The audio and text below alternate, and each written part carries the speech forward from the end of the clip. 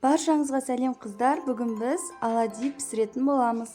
Өте дәмді, сәтті шығатын рецепт міндетті түрде жасап көріңіздер. Ендеше кеттік. Керекті ингредиенттер міндетті түрде описаниеде тұрады. Ең алдымен жұмыртқамызға шекер саламыз.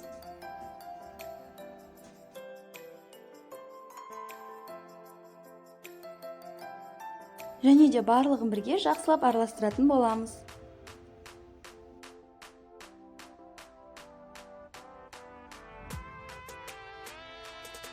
Енді жылы сүтімізді қосамыз. Және оны да жақсылап араластырамыз.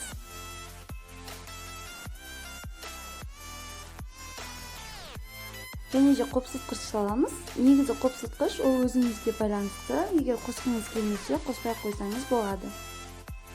Оны да жақсылап араластырамыз.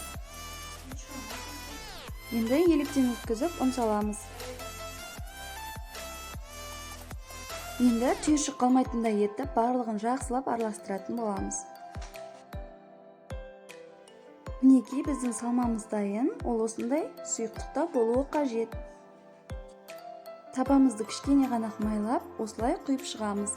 Дәл видеодағыдай ретінде істесеңіздер, әдемі шығады. Мінекей біздің американский панкейкилеріміз дайын. Енді өзіңіздің қалауыңызша әсемдесеңіз болады. Менің рецептіме пікір қалдыруды ұмытпаңыз.